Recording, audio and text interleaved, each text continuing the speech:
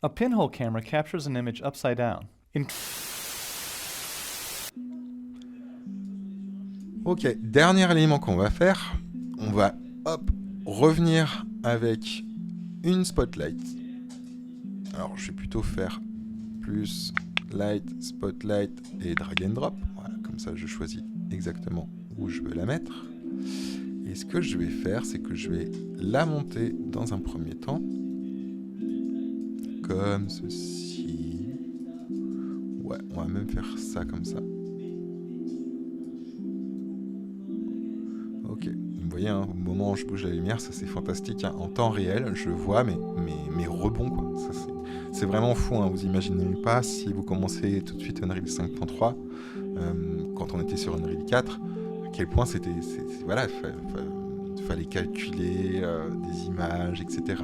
Puis on disait, ah non, c'est pas ça que je veux, il faut changer des paramètres. Là, c'est en temps réel, quoi, donc c'est quand même fou. Bref, l'élément qu'on va voir, c'est le volumetric scattering intensity, qui est présent dans la directional light, la point light, la rectangle light, skylight aussi, hein, je crois qu'il est présent, mais c'est inutile. J'ai un doute pour skylight, mais bref, de toute façon, ce serait inutile s'il était présent. En tout cas, je trouve. Le volumetric scattering intensity, lui, le problème, c'est qu'en fait, si j'augmente, il n'y a rien qui se passe. Si je descends, il n'y a rien qui se passe. Aucun changement. En fait, c'est parce que, à l'heure actuelle, il manque un élément. Cet élément, c'est quoi? On va aller faire un petit plus. Et là, on va directement taper fog. On va ajouter du brouillard. Et celui qu'on va prendre, c'est le brouillard exponentiel par rapport à la hauteur. C'est-à-dire que du coup, vous pouvez paramétrer diverses choses, plus de brouillard au sol, moins de brouillard en l'air, la distance, il y a plein de choses à faire avec. Sauf que là, on l'a intégré, c'est super, mais il n'y a rien qui se passe encore, quoi. Et bah, c'est tout à fait normal.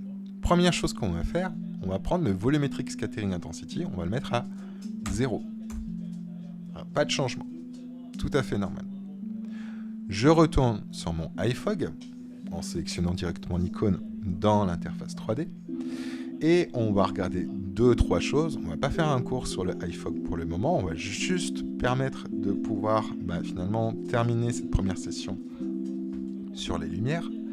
Et première chose qu'on peut voir, c'est le density fog. Donc density fog, c'est que je vais augmenter la densité de brouillard. Si j'augmente, donc là on voit que le maximum c'est 0,5, mais si je tape par exemple 1, vous voyez que je suis allé beaucoup plus loin. Et j'ai vraiment mes animaux qui font n'importe quoi. Tu descends. Pixel, Kena, tu arrêtes. Hein. Vous arrêtez tous les deux. Vous êtes chiants. Kena, t'es chiant. Ok, désolé. Vive les animaux. Ok, donc je disais, donc j'ai mon exponential iFog, vous voyez, j'ai augmenté la density bien au-delà de ce que je pouvais, je peux mettre 20. Hein.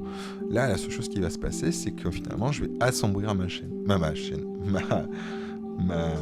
scène. Vous voyez, hein, je parlais à ma chaîne, du coup, je commence à dire n'importe quoi. Plus je le baisse, plus je reviens à beaucoup de fog, moins de fog. Bref, c'est pas complètement fou là. C'est pas complètement fou, pourquoi? Parce que déjà, ma scène est complètement noire, c'est pas GG. Mais surtout, à l'heure actuelle, mon fog, c'est un peu un espèce de fake. En fait, il n'est pas présent en tant que volume. Si je retourne directement dans ma spotlight, vous voyez, quand je vous parle de volume, je retrouve volume ici, volumétrique. Dans volumétrique, il y a volume. Gardez ça en tête. Quand on a fait la première vidéo sur la lumière, je vous ai montré comment créer un système extérieur très basique avec la fenêtre Environment Light Mixer. Je vous ai montré que quand on bougeait la directional light, on avait les nuages qui étaient en volume, qui étaient volumétriques. Et quand je bougeais la directional light, quand je faisais une rotation, on avait des ombres qui se créaient à l'intérieur même de ces nuages. Pourquoi? Parce que c'était vraiment du volume, c'était pas un fake en termes d'image. Et en fait, là, ce qui se passe, c'est que déjà, mon fog, il n'est pas en volume. Donc, on va aller sélectionner le fog, on va descendre, et vous voyez, j'ai toute une partie qui est consacrée au volumétrique fog. On va cocher cette case. Donc là, maintenant, mon fog, il est devenu un vrai fog qui est présent. Et vous voyez maintenant quand je fais 1, 2, 3, j'ai vraiment une impression de fog. Alors que avant, si je désactive, vous voyez, j'ai vraiment quelque chose qui n'a rien à voir. Je vais juste revenir aux paramètres par défaut. 0.02, on va quand même le mettre à 0.05. Voilà, pour avoir quand même un petit peu de fog, qui est très léger. Hein. Là, on a vraiment quelque chose de très léger.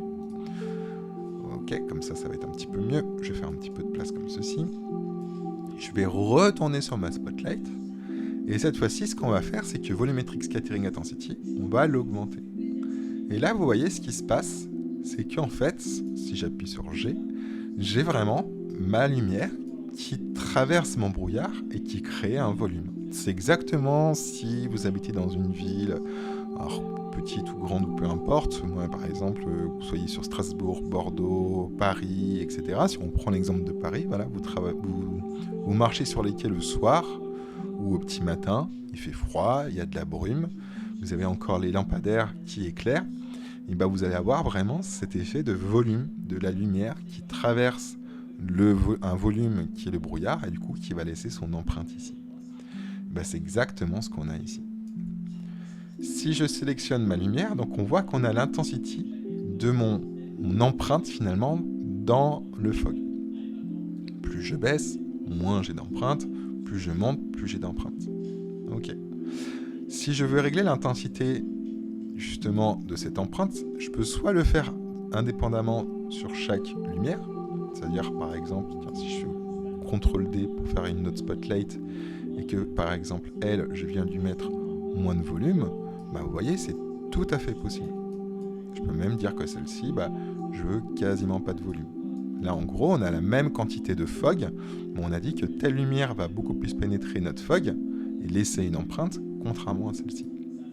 Mais on a également, maintenant que mon fog est volumétrique, plus je vais mettre, ou d'ailleurs plus je baisse l'intensité de mon fog, donc moins je mets de fog, forcément, moins j'ai d'empreintes de mes lumières dans le fog. Et plus je mets de fog, plus du coup, mon empreinte va être importante.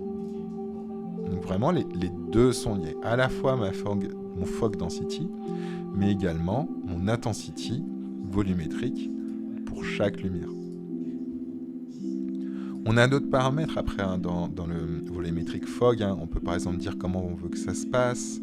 On peut dire aussi est-ce qu'on veut que ça porte une certaine couleur qui sera indépendante d'une couleur d'une lumière. Vous voyez les deux. Si je mets par exemple un entre-deux, j'ai quelque chose de violet.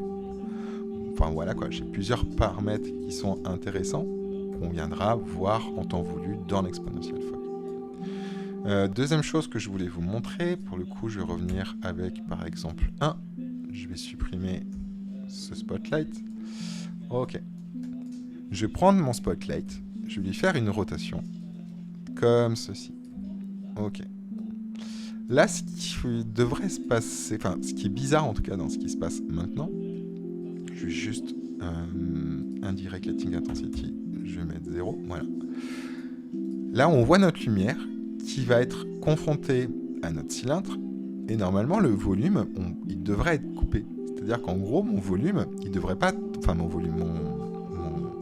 empreinte dans le volume du brouillard ne devrait pas traverser mon cylindre. C'est pas possible physiquement ça. Il devrait être bloqué par mon cylindre. Alors là, c'est vraiment comme si finalement mon fog, il s'en foutait de mon cylindre. Vraiment, il traversait complètement comme s'il n'existait pas. Si jamais vous voulez quelque chose de plus réaliste, dans ce cas-là, je vais sélectionner ma spotlight et on va aller dans les paramètres avancés qui sont ici. Vous savez, c'est ceux où je vous ai dit qu'il y a souvent des paramètres qui sont liés aux ombres, etc. etc. Et on a un élément qui se trouve. À chaque fois, je mets 10 secondes à le trouver, ce petit coquin. Je vais juste augmenter comme ceci. Voilà, le cast volumetric shadow. Et à partir du moment où vous allez le cocher, qu'est-ce qui se passe? On voit que mon cylindre, en gros là, c'est ma spotlight, elle traverse bien mon fog, elle laisse une grosse empreinte, mais par contre à partir d'ici, en fait, elle peut plus en fait traverser le cylindre parce qu'il bloque le brouillard. Donc ce qui se passe, c'est que du coup, je vais avoir vraiment une séparation qui va se faire en deux. si par exemple vous y aviez une grille, eh ben, vous verrez vraiment le brouillard qui va traverser uniquement les trous de la grille, mais pas les endroits où il y a la grille. Vous pourrez vraiment obtenir des effets qui sont très cool. Ça, il faudra absolument pour le coup bien cocher la case qu'on a cochée ensemble, qui s'appelle bien le Cast Shadow. Alors, faut que je prenne le bon élément, qui s'appelle le Cast Shadow. Il est où? Il est en bas. Le Cast Volumetric Shadow. De toute façon, hein, si vous êtes perdu, hein, vous ne savez pas, vous tapez Volu, et puis vous aurez tous les paramètres qui sont liés au volumétrique. Encore une fois, le filtre, c'est fantastique. Et là, vous pourrez, voilà, tous les paramètres qui sont liés au volumétrique, vous les aurez ici. Donc, n'hésitez pas à utiliser les filtres, hein, c'est top.